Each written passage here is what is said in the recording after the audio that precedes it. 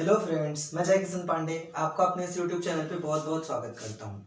हम छत्तीसगढ़ के इतिहास के बारे में देख रहे थे और छत्तीसगढ़ के नामकरण से संबंधित हमने अध्ययन कर लिया है। उससे संबंधित वीडियो मैंने ऑलरेडी अपलोड कर दिया है। अगर आपने वो वीडियो अभी तक नहीं देखा है तो पहले आप वो वीडियो चेक कीजिए, ठीक है।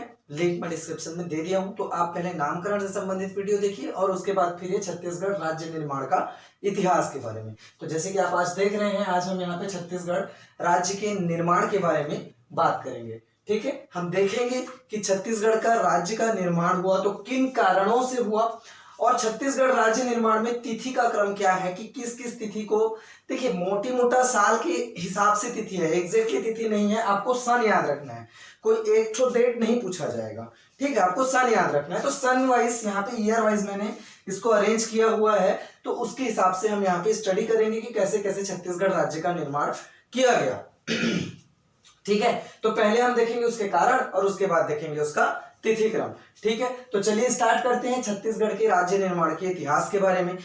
शुरुआत करने से पहले अगर आप मेरे वीडियो को पहली बार देख रहे हैं, मेरे चैनल पे नए हैं, तो मेरे चैनल को सब्सक्राइब जरूर कीजिएगा, मेरे वीडियो को लाइक जरूर कीजिएगा और अपने दोस्तों तक शेयर जरूर कीजिएगा।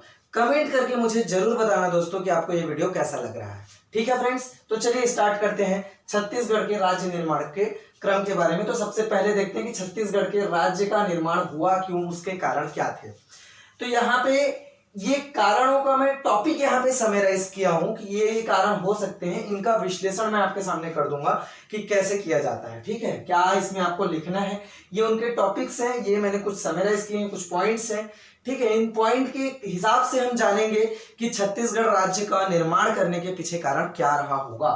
तो सबसे पहले हम यहाँ पे समझते हैं भौगोलिक कारण के बारे में। देखिए भौगोलिक कारण मतलब आपको एक चीज बताता हूं मैं, छत्तीसगढ़ जब मध्य प्रदेश का हिस्सा था, ठीक है, तो छत्तीसगढ़ जब मध्य प्रदेश का हिस्सा था उस समय भी, ठीक है, छत्तीसगढ़ भारत के बहुत सारे राज्यों से बड़ा था, ठीक है। वैसे भी अगर हम देखें वर्तमान स्थिति में कि छत्तीसगढ़ मध्य प्रदेश के जितने भाग को काट के छत्तीसगढ़ बनाया गया है, तो छत्तीसगढ़ का क्षेत्रफल की दृष्टि से अगर हम भारत में स्थान देखें तो 9वें स्थान पर आता है, ठीक है। पहले 10वें में आता था, अब 9वें में आता है। तो कुल मिला के अगर हम देखें कि छत्तीसगढ़ का जो भौगोलिक क्षेत्रफल था वो बहुत सारे राज्यों के भौगोलिक क्षेत्रफल से ज्यादा था। बहुत सारे राज्यों में आपके पंजाब, हरियाणा, गोवा, ठीक है, असम, मेघालय, इन सभी राज्यों के भौगोलिक क्षेत्रफल से ज्यादा था छत्तीसगढ़ का भौगोलिक क्षेत्रफल, ठीक है। साथ ही साथ किसी राज्य के निर्माण के लिए, किसी राज्य के विकास के लिए जो जो आवश्यकताएं होती है वो सभी आवश्यकता छत्तीसगढ़ के पास पूरी हो जाती थी। जैसे कि छत्तीसगढ़ के पास प्रचुर मात्रा में खनिज था, छत्तीसगढ़ के पास प्रचुर मात्रा में वन संपदा उपलब्ध थी, छत्तीसगढ़ खाद्यान्न से संपन्न क्षेत्र था, ठीक है। तो ये एक भौगोलिक कारण था और इन सभी कारणों के कारण छत्तीसगढ़ को एक अलग राज्य बनाया जाना चाहिए था, लेकिन ये क्या था, मध्य प्रदेश के साथ मिक्स था, छत्तीसगढ़ के मतलब छत्तीसगढ़ को पृथक राज्य नहीं बनाया गया था। तो ये भौगोलिक कारण जो थे कि जो भौगोलिक परिक्षेत्र था छत्तीसगढ़ का, वो एक अलग राज्य बनने के लिए जो जो निर्धारित सीमाएं होती हैं उन सभी सीमाओं को पूरा करता था छत्तीसगढ़ का भौगोलिक क्षेत्र, वर्तमान में भी करता है। और छत्तीसगढ़ एक क्या कहना चाहिए, डेवलपिंग स्टेट है, ठीक है। तो ये तो भौगोलिक कारण हो गया। भौगोलिक कारण मतलब समझ में आ गया ना कि जितने मतलब राज्य हैं उन राज्यों में से बहुत सारे राज्यों से छत्तीसगढ़ का जो क्षेत्रफल है वो ज्यादा था। साथ ही साथ छत्तीसगढ़ के पास प्रचुर मात्रा में खनिज संपदा है, प्रचुर मात्रा में वन संपदा है, प्रचुर मात्रा में खाद्यान्न उत्पादन कर सकता है। तो इन सभी भौगोलिक कारणों की वजह से छत्तीसगढ़ को अलग राज्य का दर्जा दिया जाना चाहिए था और इसी कारण से भौगोलिक सीमाओं को, भौगोलिक कारणों, जो भौगोलिक रिक्वायरमेंट था, जियोग्राफिकल रिक्वायरमेंट, उसको फुलफिल करने के कारण भी छत्तीसगढ़ को अलग राज्य बनाया गया, ठीक है फ्रेंड्स। इसके बाद हम देखते हैं सांस्कृतिक कारण। देखिए बहुत जरूरी है सांस्कृतिक कारण। छत्तीसगढ़ का जो क्षेत्र है यह बाकी मध्य प्रदेश के क्षेत्र से सांस्कृतिक परिप्रेक्ष्य में भिन्न था। छत्तीसगढ़ के क्षेत्र में के जो निवासी है, यहाँ पे छत्तीसगढ़ी बोलने वालों की जो संख्या है वो 100% है, हम मान सकते हैं। छत्तीसगढ़ में जितने लोग रहते हैं 99% तो मान ही सकते हो कि छत्तीसगढ़ में जितने लोग रह रहे हैं उनमें से 99% लोग छत्तीसगढ़ी भाषा का प्रयोग करते हैं। साथ ही साथ छत्तीसगढ़ के जो रीति रिवाज थे, छत्तीसगढ़ के जो त्योहार थे, वो मध्य प्रदेश के दूसरे भागों के रीति रिवाजों और त्योहारों से भिन्न हुआ करते थे। कुल मिला के अगर हम देखें कि छत्तीसगढ़ की जो संस्कृति थी वो मध्य प्रदेश के दूसरे भागों की संस्कृति से अलग थी। तो इस अलग संस्कृति के कारण भी छत्तीसगढ़ को पृथक राज्य का दर्जा देना आवश्यक था, और इसीलिए अलग संस्कृति होने के कारण, इस भौगोलिक क्षेत्र की अलग संस्कृति होने के कारण इस भौगोलिक क्षेत्र को एक राज्य का दर्जा दिया गया है। ठीक है। तीसरा कारण हम यहाँ पे देखते हैं प्रशासनिक कारण। ठीक है फ्रेंड्स, ये बहुत इंपॉर्टेंट है प्रशासनिक कारण, इसको आपको थोड़ा ठीक से समझना है। देखिए, जो मध्य प्रदेश था, अविभाजित मध्य प्रदेश, छत्तीसगढ़ निर्माण से पूर्व जो अविभाजित मध्य प्रदेश था वह भारत का सबसे बड़ा राज्य था। ठीक है। अब सबसे बड़ा राज्य होने के साथ साथ ही उसकी राजधानी थी भोपाल। ठीक है। तो छत्तीसगढ़ से मध्य प्रदेश की राजधानी भोपाल जो है, छत्तीसगढ़ जो सीमा है उससे बहुत दूर थी। ठीक है। तो छत्तीसगढ़ से बहुत दूर होने के कारण, राजधानी बहुत दूर होने के कारण इधर के लोगों को प्रशासनिक असुविधाओं का सामना करना पड़ता था। जैसे कि अब जो असेंबली वगैरह था, जो विधानसभा वगैरह था, वो तो सब भोपाल में होता था। जो प्रशासनिक नीतिगत फैसले लिए जाते थे वो तो सब भोपाल से लिए जाते थे, और उनका कार्यान्वयन भी क्या है, भोपाल से किया जाता था। क्योंकि भोपाल से छत्तीसगढ़ का जो एरिया था वो बहुत दूर था, इसलिए यहाँ पे प्रशासन जो है वो ढीला पड़ गया था मान के चलिए, और सरकार के जो नीतिगत फैसले थे उनको छत्तीसगढ़ में लागू करवाने के लिए बहुत लेट हो जाता था, या ये कह सकते हैं कि वो जो नीतिगत फैसले थे वो ना के बराबर ही छत्तीसगढ़ में लागू हो पाते थे। तो इन प्रशासनिक कारणों को सुधारने के लिए और प्रशासनिक चुस्ती लाने के लिए, ताकि छत्तीसगढ़ में भी प्रशासनिक डेवलपमेंट हो सके, ठीक है, और जो नीतिगत फैसले जो सरकार लेती है उसका क्रियान्वयन छत्तीसगढ़ में अच्छे तरीके से हो सके, इसलिए भी छत्तीसगढ़ को एक अलग राज्य बनाना जरूरी था, और इन्हीं प्रशासनिक कारणों की वजह से छत्तीसगढ़ को एक पृथक राज्य बनाया गया। ठीक है फ्रेंड्स। इसके बाद देखते हैं छत्तीसगढ़ के साथ भेदभाव। अब भेदभाव कैसे किया जाता था? देखिए, जब मध्य प्रदेश का निर्माण हुआ और छत्तीसगढ़ को उसमें सम्मिलित कर दिया गया, तो उसके बाद जितने प्रशासनिक मुख्यालय थे वो मध्य प्रदेश क्षेत्र को मिले। जैसे राजधानी मध्य प्रदेश क्षेत्र को मिली, ठीक है, हाई कोर्ट और उच्च न्यायालय और उसका खंडपीठ, हाई कोर्ट और उसका खंडपीठ जो है वो मध्य प्रदेश क्षेत्र में ही था। इसके अलावा राजस्व मंडल का मुख्यालय, ठीक है, यातायात प्रमुख का मुख्यालय, और जितने भी सचिव वगैरह जो होते हैं उन सभी के जो मुख्यालय थे वो सभी मुख्यालय मध्य प्रदेश क्षेत्र को मिले। छत्तीसगढ़ क्षेत्र की यहाँ पे उपेक्षा कर दी गई। अब इन उपेक्षाओं के कारण जो छत्तीसगढ़ के निवासी थे वो भीतर भीतर आंदोलित होते रहते थे कि हमारे क्षेत्र में कोई भी प्रशासनिक जो है वो अधिकरण या कार्यालय है नहीं, जिसकी वजह से प्रशासनिक कार्य में हमारे यहाँ लेट लतीफ होता है। हमको कुछ भी कार्य कराना है तो भोपाल जाना पड़ता है, बहुत ज्यादा डिस्टेंस हो जाता है। तो इसकी वजह से छत्तीसगढ़ के जो निवासी थे वो धीरे धीरे आंदोलित होते रहे, और समय समय पर गठित छत्तीसगढ़ के निर्माण के लिए गठित संगठनों संस्थाओं द्वारा इस आंदोलन को और आगे बढ़ाया गया, और इस भेदभाव को समाप्त करने के लिए छत्तीसगढ़ में भी प्रशासनिक मुख्यालय वगैरह हो, इसके निर्माण के लिए छत्तीसगढ़ का निर्माण किया जाना आवश्यक था, और इन्हीं कारणों को पूरा करने के लिए छत्तीसगढ़ राज्य का निर्माण किया गया। ठीक है फ्रेंड्स। इसके बाद बात करते हैं औद्योगिक विकास के बारे में।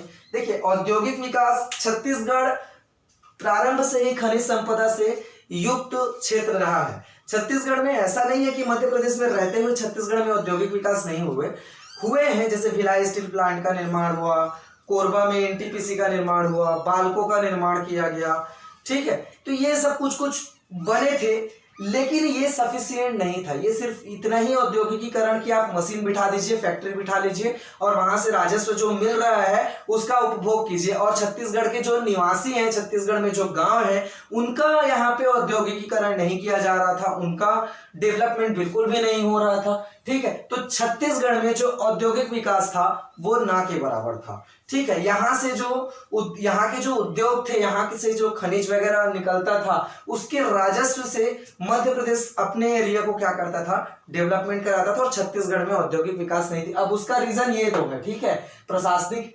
प्रशासनिककरण और छत्तीसगढ़ के साथ जो भेदभाव में वाला जो ये दो टॉपिक बताया, इन दो कारणों से कि प्रशासन के जो नीतिगत फैसले थे वो सब छत्तीसगढ़ में ठीक से लागू नहीं होते थे। ठीक है, तो उन वजहों से छत्तीसगढ़ का क्या हो रहा था, औद्योगिक विकास नहीं हो पा रहा था। ठीक है, तो अब औद्योगिक विकास में तेजी लाने के लिए, ताकि छत्तीसगढ़ के जो उद्योग हैं, मतलब छत्तीसगढ़ के जो खनिज संपदा है, जो वन संपदा है, उनका सही तरीके से उपयोग किया जा सके, उसके लिए छत्तीसगढ़ में औद्योगिक विकास आवश्यक था। और औद्योगिक विकास करने के लिए पृथक छत्तीसगढ़ राज्य का निर्माण किया जाना आवश्यक था। तो इन्हें औद्योगिक विकास को भी ध्यान में रखते हुए पृथक छत्तीसगढ़ राज्य का निर्माण यहाँ पे किया गया है। ठीक है, इसके बाद बाहरी शोषण। देखिए छत्तीसगढ़ के लोग, अब छत्तीसगढ़ में लिटरेसी रेट कम था। ठीक है, जब अभी तो बहुत डेवलप कर लिए हम लोग, 78% तक लगभग पहुंच गए हैं लिटरेसी रेट में। ठीक है, लेकिन स्टार्टिंग में जो लिटरेसी रेट था वो बहुत कम था, है ना, छत्तीसगढ़ में से, क्योंकि नीतिगत फैसले ठीक से लागू होते नहीं थे, है ना, और इस इधर के लोग जो है, अब आदिवासी बहुल्य क्षेत्र है, तो पढ़ाई लिखाई में ज्यादा ध्यान देते नहीं थे। इसकी वजह से छत्तीसगढ़ में लिटरेसी रेट बहुत कम था। अब लिटरेसी रेट बहुत कम होने के कारण क्या होता था कि जो बाहरी लोग थे, जो पढ़े लिखे ना भी हो लेकिन फिर भी होशियार होते थे, तो वो लोग यहाँ आ जाते थे। और छत्तीसगढ़ की जनता जो है ना बहुत भोली भाली है। ठीक है, दूसरे पे बहुत आसानी से ट्रस्ट कर लेते हैं हम लोग। ठीक है, तो उन चीजों का फायदा उठा के बाहर के लोग यहाँ पे आके यहाँ की सरकारी सेवाओं पे, यहाँ की नौकरियों पे, यहाँ के संसाधनों पे अपना कब्जा जमाते थे और लोगों का यहाँ पे शोषण किया जाता था। ठीक है, अब देखिए ये वर्तमान में भी हो रहा है। ठीक है, छत्तीसगढ़ के लोगों को, छत्तीसगढ़ के युवाओं को, मैं प्राइवेट सेक्टर का बात कर रहा हूँ, गवर्नमेंट सेक्टर में नहीं बोलता। ठीक है, गवर्नमेंट सेक्टर में तो हम अपनी प्रतिभा से जाते हैं, लेकिन प्राइवेट सेक्टर में क्या होता है, जैसे आप छत्तीसगढ़ के लोकल हैं, मान लीजिए आपको किसी स्कूल में टीचिंग करने जाना है। ठीक है, मैं खुद से प्राइवेट स्कूल का टीचर हूं, मैं इस चीज को देखता हूं, इसलिए मैं ये बात बोल रहा हूँ। जैसे हमारे यहाँ का कोई लोकल टीचर है, वो जाता है किसी स्कूल में इंटरव्यू देने के लिए, और सेम सब्जेक्ट का, मान लीजिए कि हमारे स्कूल का, हमारे एरिया का एक टीचर है ए, ठीक है, ये, और एक टीचर है बी, ये है ओडिशा से या दूसरे स्टेट से, कोई भी एक स्टेट से मान लेते हैं। ठीक है, अब ये बेचारा भी इंग्लिश के लिए जाता है, ठीक है, या एसएसटी के लिए जाता है, और ये भी इंग्लिश के लिए जाता है। ठीक है, तो ऑब्वियस सी बात है कि इसकी इंग्लिश थोड़ी वीक होगी, इसकी इंग्लिश थोड़ी ज्यादा अच्छी होगी, क्योंकि भाई उड़ीसा का अगर हम एग्जांपल ले लें तो उड़ीसा तो शुरू से स्टेट रहा है, वहां पे उस ऑलरेडी ओडिया मीडियम या फिर इंग्लिश मीडियम में लोग पढ़ते हैं, हमारे यहाँ हिंदी मीडियम है। ठीक है, तो भाई शुरू से स्टेट तो रहा नहीं है, इसकी इंग्लिश अगर थोड़ी वीक है तो क्या होता है, इसको रखना चाहिए ना हमारे यहाँ, लेकिन नहीं, हमारे यहाँ क्या होगा, ये आएगा, ठीक है, थोड़ा सा स्पीकिंग कर लेगा इंग्लिश में, तो भाई वो इंग्लिश अच्छे से बोल ले रहा है, बहुत इंटेलिजेंट हो गया, इस बेचारे को निकाल देंगे, इसको रख लेंगे हाई फाई सैलरी देके। ठीक है, तो मैं एक चीज यहां पे क्लियर कर देना चाहता हूं कि स्पीकिंग या फिर knowing any language is not a sign of intelligence. अगर आप किसी लैंग्वेज को जानते हैं तो इसका मतलब ये नहीं कि आप इंटेलिजेंट हैं, या कोई सामने वाला आपके सामने आके इंग्लिश में फ्लुएंट एकदम इंग्लिश बोल दिया तो इसका मतलब ये नहीं कि वो हर विषय को जानता है या बहुत अच्छा पढ़ा सकता है। ठीक है, इंग्लैंड में पैदा होने वाला बच्चा जन्म से इंग्लिश बोलता है। ठीक है, तो इसका मतलब क्या उसको साइंटिस्ट घोषित कर दें, है ना, अपने अपने क्लाइमेट और डेवलपमेंट के हिसाब से होता है कोई भी चीज। तो हमारे यहाँ खुद की मेंटेलिटी खराब है। ठीक है, हम दूसरे को, हम यही दिखाना चाहते हैं कि हमारे पास अदर स्टेट से टीचर है, हमारे पास जो टीचर्स हैं वो इंग्लिश में फर्राटेदार इंग्लिश बोलते हैं, भले उसको साइंस पढ़ाना आता है कि नहीं आता है अलग बात है। ठीक है, लेकिन इंग्लिश तो बोलता है। तो किसी लैंग्वेज को अगर जानने भर से अगर कोई इंटेलिजेंट हो जाता ना, तो जो 10-10, 20-20 लैंग्वेज जानते हैं वो लोग को तो फिर नोबेल प्राइज मिलना चाहिए फिर। ठीक है, तो knowing any language is not sign of intelligence, याद रखिएगा इस चीज को, है ना, और ये भेदभाव नहीं होना चाहिए। तो हमारे साथ जो भेदभाव, बाहरी शोषण होता है ना, उसके जिम्मेदार खुद छत्तीसगढ़ वाले हैं। ठीक है, तो ये शुरू से भी होता था, आज भी होता है। ठीक है, इसमें कोई दो मत का बात नहीं है। ठीक है, तो बाहरी शोषण का कारण जो है एक तो भोले भाले हैं और ज्यादा लिटरेसी रेट नहीं था, उसकी वजह से बाहरी लोग आके यहाँ की नौकरियों को हड़प कर जाते थे, ठीक है, और इसकी वजह से छत्तीसगढ़ के राज्यों का शोषण होता था, लोगों का शोषण होता था। तो ये तो हमारे छत्तीसगढ़ का राज्य निर्माण क्यों किया गया उसके कारण है। अब हम यहाँ पे देखेंगे छत्तीसगढ़ राज्य निर्माण का तिथिक्रम, ठीक है, डायरेक्ट है तिथिक्रम, आपको याद रखना है, फैक्चुअल डाटा है, ठीक है, कोई कॉन्सेप्चुअल डाटा तो है नहीं, फैक्चुअल डाटा है, तो इसको आपको ध्यान में रखना है, ठीक है। सबसे पहले हम देखते हैं 1961 में मध्य प्रांत का गठन किया गया और उस मध्य प्रांत में छत्तीसगढ़ को शामिल किया गया। छत्तीसगढ़ को जब मध्य प्रांत में शामिल किया गया तो छत्तीसगढ़ में 3 जिले बनाए गए, रायपुर, बिलासपुर और संबलपुर, ठीक है, ये 3 जिलों का निर्माण किया गया। संबलपुर वर्तमान में उड़ीसा में आता है, हम देखेंगे इसके बाद कि कब संबलपुर छत्तीसगढ़ से अलग हुआ और उड़ीसा में शामिल किया। तो मध्य प्रांत में का जब गठन किया गया तो छत्तीसगढ़ को शामिल कर वहां पे रायपुर, बिलासपुर और संबलपुर जिलों का निर्माण किया गया। इसके बाद हम 1862 में देखते हैं, तो 1862 में छत्तीसगढ़ को स्वतंत्र संभाग का दर्जा मिला, ठीक है, कमिश्नरी, फ्री कमिश्नरी का है ना, इंडिपेंडेंट कमिश्नरी का यहाँ पे दर्जा दिया गया और उसका कमिश्नर ऑफिस जो है वो रायपुर में बनाया गया, ठीक है। तो संभाग का जो मुख्यालय था वो क्या था, रायपुर में बनाया गया था, ठीक है। इसके बाद 1905, डायरेक्ट आपको 1905 में देखना है। 1905 में मध्य प्रांत का पुनर्गठन किया गया। देखिए 1905 में बंगाल का विभाजन किया गया, बंगाल का विभाजन करने के साथ साथ और कुछ राज्यों का भी पुनर्गठन किया गया था, जिसमें मध्य प्रांत का एक राज्य था जिसका पुनर्गठन किया गया था। तो मध्य प्रांत के राज्य में पुनर्गठन क्या किया गया कि मध्य प्रांत से संबलपुर का जो एरिया था, जो उड़िया भाषी क्षेत्र था, ठीक है, उसको काट के उड़ीसा में मिलाया गया और उड़ीसा से जो छत्तीसगढ़ी भाषी या हिंदी भाषी जो क्षेत्र था, 5 रियासतें छत्तीसगढ़ में मिलाई गई। 5 रियासतें कौन कौन थी, कोरिया, ठीक है, सूरजपुर, उदयपुर, जसपुर और चांपखार, ये 5 जो रियासतें थी इनको छत्तीसगढ़ में मिलाया गया और 1905 में ही छत्तीसगढ़ की वर्तमान तथा वास्तविक सीमा का निर्धारण जो है वो किया गया था 1905 में। इसके बाद आपको यहीं पे याद रखना है 1918, ठीक है, ये 1918 आपको स्पेशली इसलिए याद रखना है क्योंकि 1918 में पंडित सुंदरलाल शर्मा ने अपनी पांडुलिपि में पहली बार छत्तीसगढ़ के वास्तविक जो वर्तमान में हमको दिखाई देता है उस मानचित्र का निर्माण किया था पंडित सुंदरलाल शर्मा ने। 1918 में क्वेश्चन कई बार पूछा जा चुका है, ठीक है, जो 5 रियासतें मैं आपको बताया 5 रियासतों के बारे में कई बार पूछा जा चुका है। यहां से डायरेक्ट क्वेश्चन बन चुके हैं कई बार कि छत्तीसगढ़ मध्य प्रांत का गठन कब किया गया, छत्तीसगढ़ को स्वतंत्र संभाग का दर्जा कब मिला, तो ये डायरेक्ट क्वेश्चन यहां से पूछे जा चुके हैं, आपको याद रखना है। ये फैक्चुअल डाटा है, डायरेक्ट क्वेश्चन बनेगा, कोई घुमा फिरा के क्वेश्चन नहीं बनता है, तो इन चीजों को आपको डायरेक्टली याद रखना है, ठीक है। इसके बाद 1924, ठीक है, बहुत ज्यादा इंपॉर्टेंट नहीं है।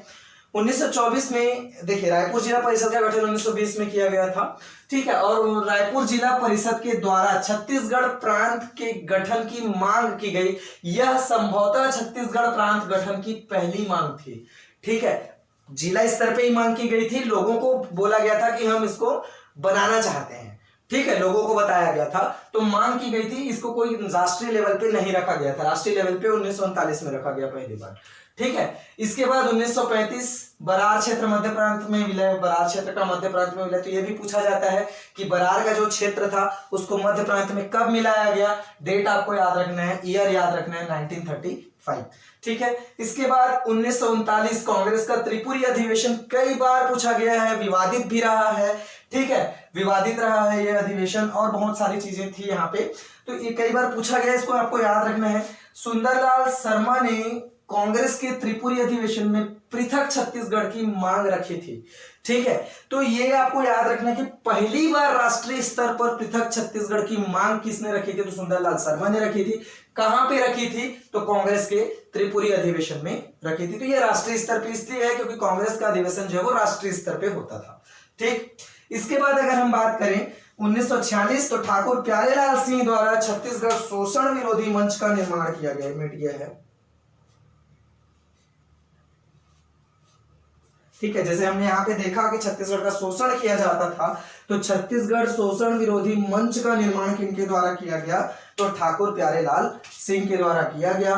कब किया गया? तो 1946 में किया गया। डायरेक्ट क्वेश्चन आता है, आपको ध्यान में रखना है, छत्तीसगढ़ शोषण विरोधी मंच, ठीक है, किसने बनाया? ठाकुर प्यारेलाल सिंह ने बनाया। कब बनाया? 1946 में बनाया। इसके बाद 1947 में जब भारत आजाद हुआ तो छत्तीसगढ़ जो था वो मध्य प्रांत और बरार का हिस्सा था, ठीक है, इसको याद रखना है आपको। 1947 में ये क्वेश्चन भी पूछा जाता है कि आजादी के समय छत्तीसगढ़ किसका हिस्सा था? तो मध्य प्रांत और बरार का हिस्सा था, ठीक है, आपको याद रखना है इसको। छत्तीसगढ़ में आजादी के समय कितनी रियासतें थी? तो इसको भी आपको याद रखना है। छत्तीसगढ़ में आजादी के समय 14 रियासतें थी, ठीक है जी।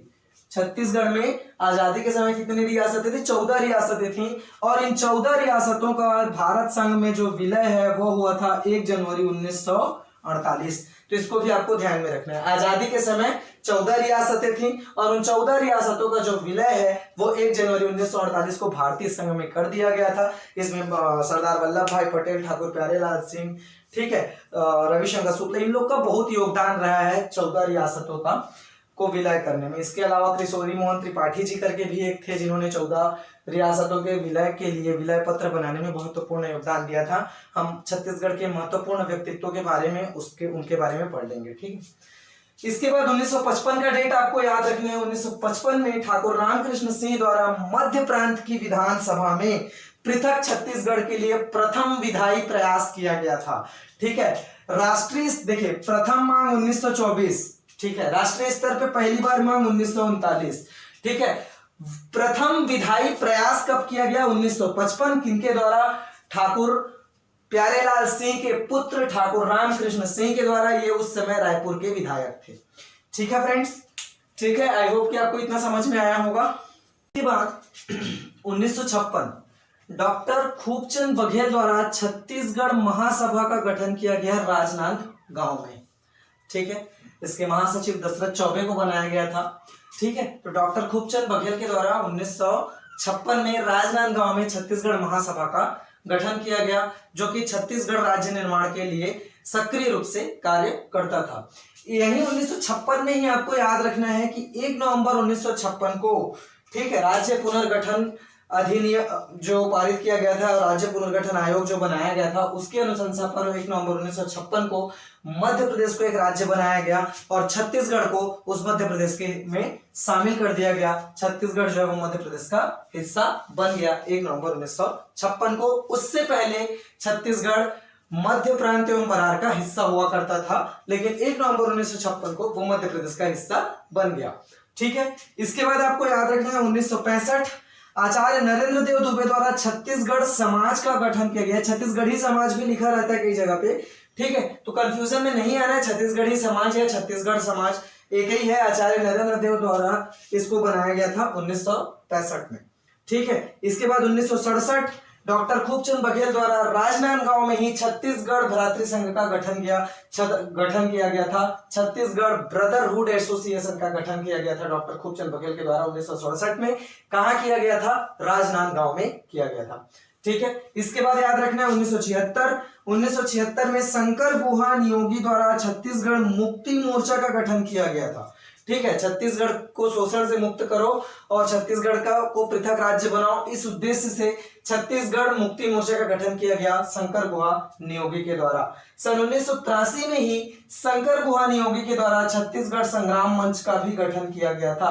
ये दोनों बहुत इंपॉर्टेंट है, कई बार पूछा गया है, ठीक है। शंकर गुहा नियोगी के द्वारा ही मुक्ति मोर्चा का गठन किया गया है, शंकर गुहा नियोगी के द्वारा ही संग्राम मंच का गठन किया गया है। 1983 में ही पवन दीवान के द्वारा पृथक छत्तीसगढ़ पार्टी का गठन किया गया था, ठीक है। पवन दीवान जो छत्तीसगढ़ के प्रथम गौ सेवा आयोग था ना, उसके अध्यक्ष थे, ठीक है। तो पवन दीवान जो है के द्वारा पृथक छत्तीसगढ़ पार्टी का गठन किया गया। कब किया गया? 1983 में ही किया गया था। इसके बाद 1991 में याद रखना है चंदूलाल चंद्राकर द्वारा छत्तीसगढ़ राज्य निर्माण मंच का गठन किया गया था, ठीक है। छत्तीसगढ़ राज्य निर्माण मंच का गठन यहाँ पे किया गया चंदूलाल चंद्राकर के द्वारा। इसके बाद 1993 विद्याचरण शुक्ल जी द्वारा छत्तीसगढ़ संघर्ष समिति का गठन किया गया।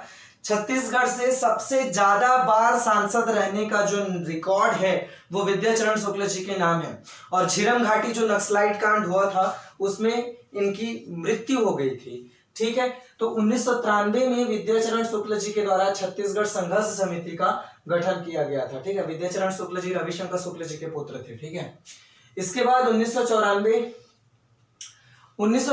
में मध्य प्रदेश विधानसभा में छत्तीसगढ़ निर्माण के लिए अशासकीय संकल्प पारित किया गया। किसके द्वारा पारित करवाया गया? तो आपको याद रखना है, गोपाल परमार। ठीक है, रायपुर विधायक थे उस समय गोपाल परमार। ठीक है, 1994 में तत्कालीन विधायक गोपाल परमार के द्वारा मध्य प्रदेश की विधानसभा में छत्तीसगढ़ राज्य के निर्माण के लिए प्रथम अशासकीय संकल्प जो है वो पारित कराया गया था।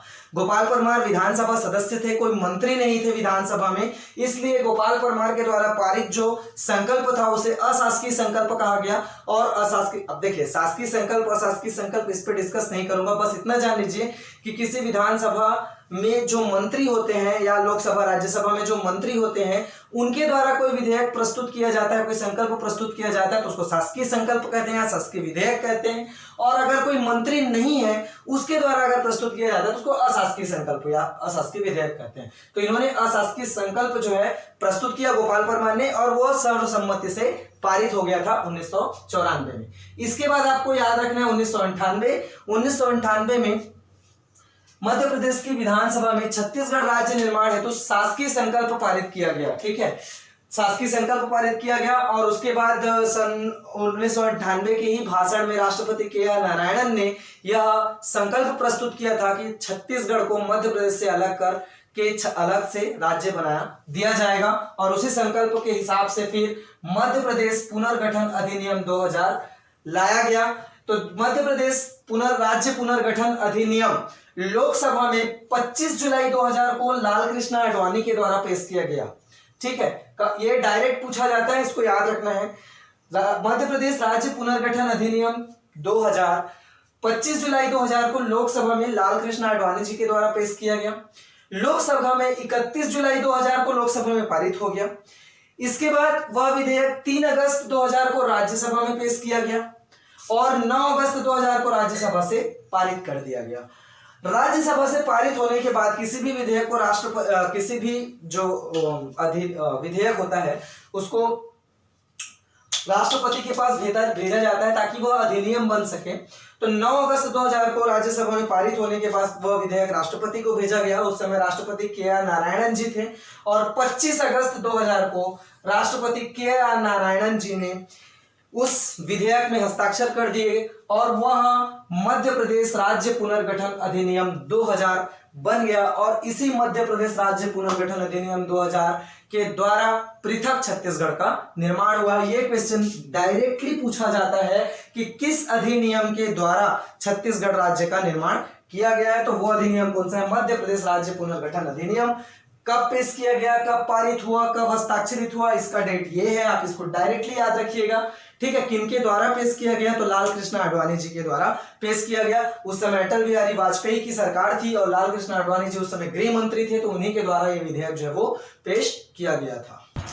25 जुलाई 2000 को राष्ट्रपति द्वारा हस्ताक्षरित होने के बाद 1 नवंबर 2000 को छत्तीसगढ़ देश के 26वें राज्य के रूप में अस्तित्व में आया। ये क्वेश्चन भी डायरेक्टली पूछा जाता है कि छत्तीसगढ़ देश का कौन से नंबर का राज्य है, तो 26वें नंबर का राज्य है। ठीक है, और छत्तीसगढ़ निर्माण के समय छत्तीसगढ़ में कुल संभाग 3 थे, जिला थे 16, तहसील थे 96, विकास खंड थे 146। ठीक है, वर्तमान में कितने हैं आप कमेंट करके मुझे बताइएगा। ठीक है, छत्तीसगढ़ निर्माण के समय 9वीं पंचवर्षीय योजना चल रही थी। ये भी डायरेक्टली पूछा जाता है कि छत्तीसगढ़ निर्माण के समय कौन सी पंचवर्षीय योजना चल रही थी, तो 9वीं पंचवर्षीय योजना चल रही थी। अब वहाँ पे छत्तीसगढ़ निर्माण के समय जो संवैधानिक पदाधिकारी थे उसके बारे में देख लीजिए। तो प्रधानमंत्री कौन थे? प्रधानमंत्री थे श्री अटल बिहारी वाजपेयी जी। गृह मंत्री कौन थे? तो गृह मंत्री में आपको बताया लाल कृष्ण आडवाणी जी थे। राष्ट्रपति कौन थे?